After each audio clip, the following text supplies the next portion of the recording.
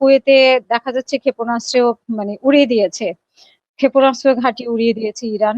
তারপরে মার্কিন অত্যাধুনিক লুকাস ড্রোন ভূপাতিত করেছে। তারপরে ইরানের উপরও মার্কিন বিমান দফায় দফায় হামলা করছে।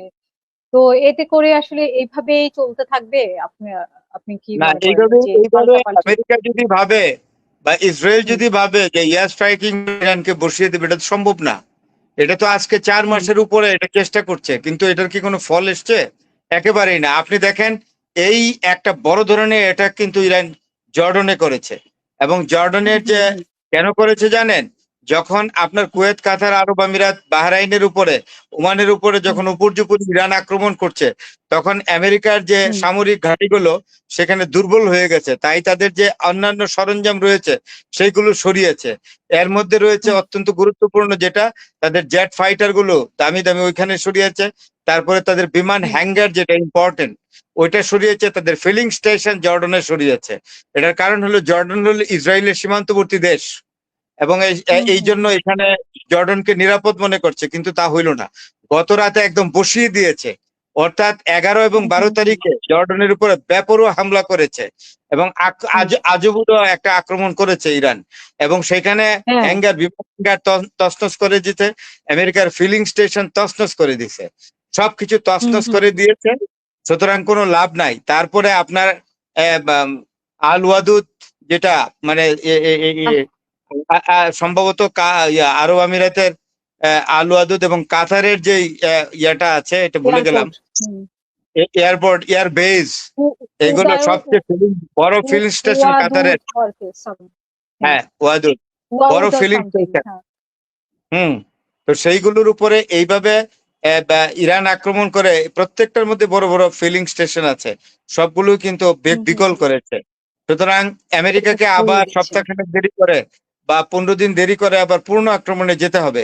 এইভাবে আক্রমণ করে ইরানের মতো বিশাল একটি দেশ, 16,07,800 বর্গ কিলোমিটারের একটি হুম দেশকে জয় করা, এটা সিম্পলি ইম্পসিবল। আমেরিকা এটা কোনোদিনও পারবে না।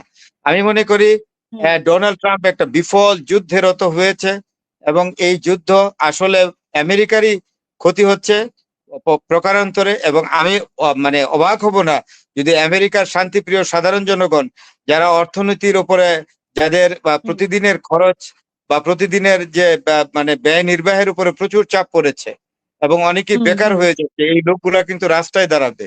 সুতরাং আমেরিকা হুম হুম ভূখণ্ডে একটা বড় ধরনের আনরেস্ট তৈরি হইতে পারে বলে আমি ধারণা হুম করি। হুম সুতরাং এগুলো করে আমেরিকা পার পাবে না, ইরানকে পরাজিত করা যাবে না। যদি ইরানের উপরে এমন কোনো আক্রমণ করে যে ইরানকে আসলেই বোধহয় কাবু করে ফেলবে বা ফ্রেজাইল করে ফেলবে, তখন চীন দাঁড়াবে। এবং চীন অলরেডি তার হুম হুম অবস্থান ক্লিয়ার করে ফেলেছে। কারণ চীন ইয়ে থেকে আপনার আপনার কি বলে ইরান থেকে 80 ভাগ তেল নেয়। চীন যে ভেনিজুয়েলা হুম থেকে হুম যে তেলটা পেত, এটা তো আর পাচ্ছে না। এবং চীন হুম হুম হরমুজ প্রণালী ব্যবহার করছে, এদিকটা মালাক্কা ব্যবহার করছে। চীন ভালো করে জানে, যদি ইরানকে পরাজিত করে ফেলতে পারে আমেরিকা, তাহলে মালাক্কার হুম উপরে আমেরিকা আক্রমণ করবে, করে মালাক্কা স্ট্রেইটও যেদিক দিয়ে চীনের তেল আমদানি হয়, সেই স্ট্রেইটটাও বন্ধ হুম করে দেবে, ইন্দোনেশিয়া দিয়ে যেটা গেছে। কারণ সবকিছু মিলে চায়না কিন্তু is very under serious obligation. তো হুম চায়না হুম কোনোদিনও চাইবে না ইরানের হুম এই পরাজয়, যেটা ভিয়েতনামকে পরাজিত করতে পারে নাই। একমাত্র কারণ হলো হুম আমেরিকা হুম পারে নাই, একমাত্র কারণ হলো চীনের ব্যাকিং, সাথে উত্তর কোরিয়া ছিল। এই দুটো রাষ্ট্র কিন্তু এখনো হুম এখন ইরানের পক্ষে আছে। সুতরাং ইরান মানে ডোনাল্ড ট্রাম্প যদি মনে করে যে উনি জয়ের মালা পরবেন আর বিজয় উনি ছিনিয়ে নিয়ে ঘরে উঠাবেন, সম্ভব না।